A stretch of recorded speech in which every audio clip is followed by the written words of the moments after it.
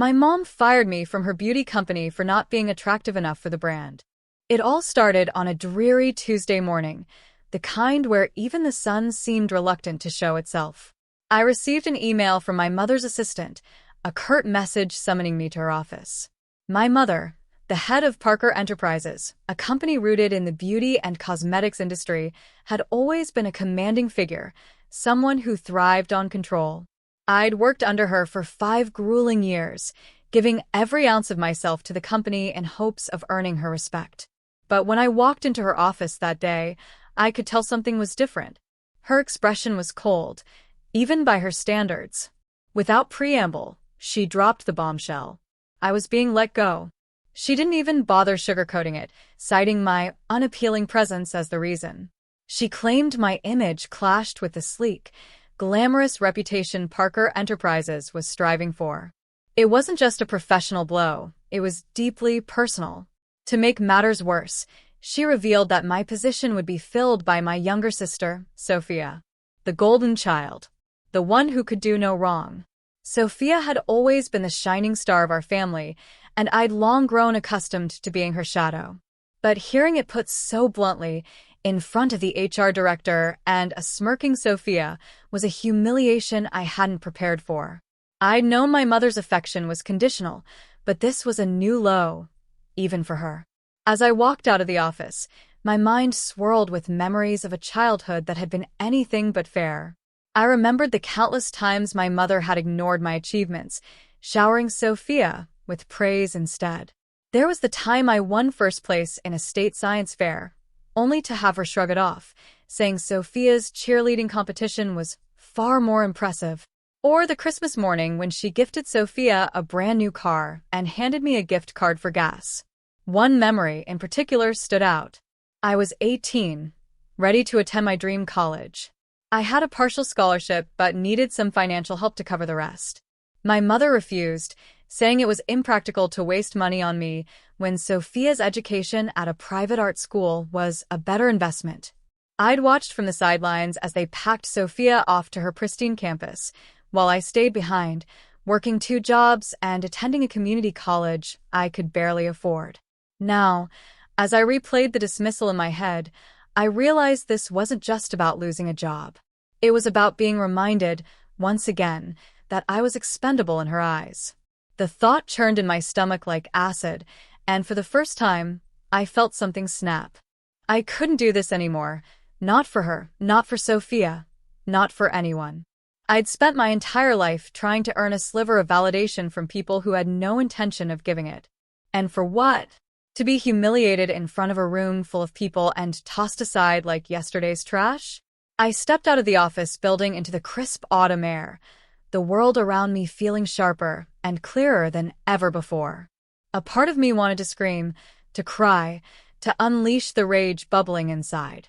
But instead, I made a quiet promise to myself. I wouldn't let this define me. If my mother didn't think I was worthy of her empire, then I'd build my own. Somewhere out there was a place where I belonged, and I was determined to find it. As I walked away, I didn't look back. For the first time, I felt the weight of my family's expectations lifting off my shoulders. It wasn't freedom, not yet, but it was the first step toward it. I didn't know what the future held, but I knew one thing. I would no longer let their shadows eclipse my light. Starting over felt like staring at a blank page with no idea how to fill it. A week after leaving Parker Enterprises, I found myself standing behind the counter of a small cosmetics boutique, a far cry from the corporate world I'd been cast out of. The job wasn't my first choice, but it was the only offer I'd managed to secure quickly. My mother's influence in the local business scene had ensured that even here, her fingerprints were all over my opportunities, a fact that left me both grateful and resentful. The irony wasn't lost on me. I was now working in a place devoted to beauty, the very thing my mother claimed I lacked. From the moment I started, it was clear I didn't fit in. My coworkers, polished and confident, treated me with thinly veiled disdain. They made no effort to hide their amusement at my lack of makeup skills or my plain wardrobe. I overheard their whispers about how I must have pulled strings to get the job. Each shift felt like navigating a minefield of sneers and side eyes, and the insecurity I'd fought so hard to suppress threatened to consume me. Then, one day, Hannah Adams walked into my life. Hannah was the store's top salesperson, a vibrant whirlwind of energy with a talent for making everyone feel seen and valued. She was everything I wasn't: effortlessly stylish, radiating confidence, and adored by everyone. I braced myself for the usual judgment when she approached me, but to my surprise, she smiled and introduced herself warmly. Instead of mocking me, she asked about my interests and what brought me to the store. For the first time since I started, I felt like someone genuinely cared. Hannah took me under her wing, and her mentorship became a lifeline. She told me stories about her early struggles with self-esteem and how discovering makeup had transformed her life. One afternoon, as the store was quiet, she sat me down in a chair and offered to do my makeup. I hesitated, feeling exposed, but her enthusiasm was contagious. She worked with precision and artistry, explaining each step and product as she went. When she handed me a mirror, I barely recognized the person staring back. For the first time in years, I felt beautiful, not just on the outside, but in a way that stirred something deeper within me. That moment ignited a spark. I began to see makeup not as a superficial mask, but as a tool for self-expression and empowerment. Hannah encouraged me to practice on myself and others, and I threw myself into learning everything I could. I watched tutorials, experimented with colors, and studied the subtle art of enhancing natural features. As I gained knowledge, I started noticing changes in myself. My posture straightened, my voice grew steadier, and the weight of my insecurities began to lift. The more I learned, the more I realized that beauty wasn't about fitting into a mold. It was about embracing what made each person unique. But it wasn't just about me. The joy I felt when helping a customer find the perfect look became my driving force. Seeing their faces light up when they saw themselves in a new way was indescribable. It gave me a purpose I hadn't felt in years, a sense of worth that had nothing to do with my family's approval. Hannah's belief in me had planted a seed, and for the first time, I felt like I was growing into someone I could be proud of. As the days turned into weeks, I began to envision a future that didn't revolve around pleasing others. The possibilities stretched before me like an uncharted map, and I was ready to explore them. The girl who had walked into the boutique, beaten down and uncertain, was fading away. In her place, someone stronger and more determined was taking root. I didn't know where this path would lead, but I was determined to follow it. My transformation was just beginning. With newfound confidence and skills, I decided to change the way I approached my work at the boutique. Instead of simply recommending products, I started focusing on personalized consultations. Each customer became a unique challenge, someone whose individual needs I wanted to understand and fulfill. I asked them about their routines, their concerns, and what they hoped to achieve. The connections I formed felt genuine, and the gratitude in their eyes when they left the store transformed my job into something meaningful. It didn't take long for my efforts to get noticed. One afternoon, as I was helping a regular customer pick out products for an upcoming wedding, I saw a tall man in an impeccably tailored suit observing me from across the store. His presence was commanding, and it was clear he wasn't just another customer. After the transaction was complete, he approached me and introduced himself as Michael Reed, the owner of a prestigious department store chain. He'd been quietly evaluating my work and was impressed by my attention to detail and customer care. Michael offered me a position I couldn't have dreamed of a few months ago. He wanted me to join his flagship store as a lead beauty consultant, helping to launch a new initiative focused on customer education.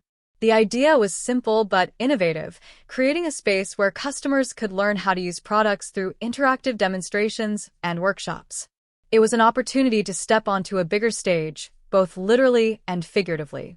I accepted, knowing this was my chance to prove that I could thrive outside the shadow of my family's name. Transitioning to the new role wasn't easy.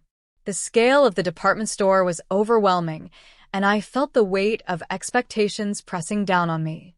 My first challenge was organizing a series of masterclasses to draw in customers. Public speaking had always been a fear of mine, and the thought of standing in front of a crowd made my stomach churn. But I couldn't let my insecurities hold me back. I spent nights rehearsing in front of a mirror, meticulously planning every detail of the demonstrations to ensure I'd be prepared for any question or mishap. The first class was nerve-wracking. I could feel the sweat on my palms as I greeted the attendees and introduced myself. The room was packed with people, their eyes fixed on me, waiting to be impressed. My voice wavered at first, but as I started explaining techniques and sharing tips, the anxiety began to fade. The audience responded with enthusiasm, asking questions and engaging with the process. By the time the session ended, I felt a surge of pride. I'd faced my fear and come out stronger. Word spread quickly about the classes, and attendance grew with each session. Customers began seeking me out for advice, and my colleagues started treating me with a newfound respect. For the first time, I felt like I belonged in this world. The skills I'd once doubted became the foundation of my growing reputation, and the connections I made with people fueled my determination to keep improving. Michael, impressed by the success of the initiative, gave me more responsibilities. He entrusted me with planning larger events and even allowed me to collaborate with product developers to curate exclusive offerings for the store. Each new challenge pushed me further out of my comfort zone, but it also reinforced the belief that I was capable of more than I'd ever given myself credit for. My journey was far from over, but for the first time, I felt like I was on the right path. I was no longer the timid girl who had walked into that boutique, unsure of her place in the world. I was becoming someone I could respect, someone who had earned her success through hard work and resilience. And as I looked out at the crowded room during one of my masterclasses, I realized that this was just the beginning of something much bigger. The success of my masterclasses had drawn attention, not just from customers and industry professionals, but also from my family. Parker Enterprises, once a symbol of my mother's dominance, had started to crumble under its own weight.